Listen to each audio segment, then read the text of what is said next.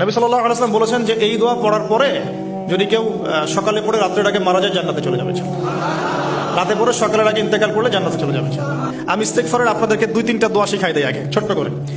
1 number, যারা একটু পড়াশোনা করেন মাশাআল্লাহ তারা এইটা পড়বেন, সাইয়্যিদুল ইস্তেগফার। সাইয়্যিদুল ইস্তেগফার আমার সাথে বলবেন, আল্লাহুম্মা আনতা রাব্বি লা ইলাহা ইল্লা আনতা খালাকতানি আনা আবদুক ওয়া আনা আলা আহদিক ওয়া ওয়া'দিকা মাসতাতা'ত আউযু বিকা মিন শাররি মা সানা'ত আবু'ু লাক বিনি'মাতিকা আলাইয়া ওয়া আবু'ু বিযানবি ফাগফিরলি ফাইন্নাহু লা ইয়াগফিরুয যুনুবা ইল্লা আনতা।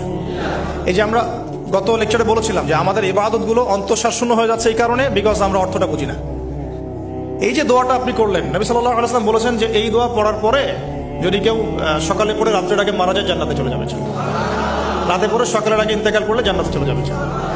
তো কি পড়লাম? আল্লাহ পাক বলছেন, নবী সাল্লাল্লাহু আলাইহি ওয়াসাল্লাম বলছেন, আল্লাহুম্মা হে আল্লাহ আনতা রাব্বি, আল্লাহ তুমি আমার রব, খালাকতানি তুমি আমাকে সৃষ্টি করেছো, আনা আবদুক আমি তোমার বান্দা, ওয়া আনা আলা আহদিকা আমি তোমার সাথে যে অঙ্গীকার করেছি এর উপরে আছি, মাস্তাতা থাকার চেষ্টা করছি, আমি সাধ্যমতো থাকার চেষ্টা করছি।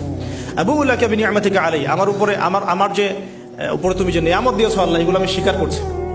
হে আল্লাহ তুমি আমার উপর যত নিয়ামত দিয়েছো আমি স্বীকার করছি। ওয়া আবু'ু বিযানবি আমার যত গুনাহ আল্লাহ সব স্বীকার করছি। এইভাবে যদি বান্দা আল্লাহর কাছে দোয়া করে আল্লাহ মাফ করবেন না? সুবহানাল্লাহ। ফাগফিরলি আল্লাহ আপনি আমাকে মাফ করুন, ফাইন্নাহু লা ইয়াগফিরু যুনুবা ইল্লা আনতা এখন আপনি ছাড়া যুনুব কেউ ক্ষমা করতে পারেন। বাস এইভাবে বুঝে বুঝে, এটা যদি না পড়েন অ্যাটলিস্ট এতটুকু, আস্তাগফিরুল্লাহাল্লাযী লা ইলাহা ইল্লা হুয়াল হাইয়ুল কাইয়্যুম ওয়া আতুবু ইলাইহি, এইটুকু। আর এটাও যদি না পড়েন, না পড়াটা একটু লজ্জার যদিও বা, তাও যদি না পড়েন তাহলে বলবেন আস্তাগফিরুল্লাহ ওয়া আতুবু ইলাইহি, আস্তাগফিরুল্লাহ ওয়া আতুবু ইলাইহি। আসুন তাহলে আমরা কাজগুলো পেয়ে গেলাম। এখন আসুন আমরা কেন রোজা রাখছি। নবী করিম সাল্লাল্লাহু আলাইহি ওয়াসাল্লাম এখানে উদ্দেশ্যটা বলছেন, এই দিনে কি করা হয়েছে? মুসা আলাইহিস সালাম এবং তার কওমকে নাজাত দেওয়া হয়েছে, ফিরআউন তার কওমকে ডুবিয়ে দেওয়া হয়েছে। এই তো এই রোজার সাথে কিন্তু হুসাইন রাদিয়াল্লাহু আনহুর কারবালার শাহাদাতের কোনো সম্পর্ক নাই। এটা একটা আকীদা পরিষ্কার করে নেবেন। হুসাইন রাদিয়াল্লাহু আনহুর কারবালার ঘটনা হয়েছে নবী সাল্লাল্লাহু আলাইহি ওয়াসাল্লামের ইন্তেকালের 60 বছর পরে।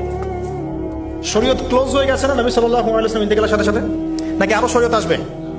তো শরীয়তের কোনো নতুন বিধান কি এরপরেও চালু করা যাবে? এই দিনে অনেক ঘটনা ঘটেছে, এই ঘটনাগুলোর সম্পর্কে কিছু দুর্বল বর্ণনা আছে বিধায় আমি বলছি না পাবলিকলি।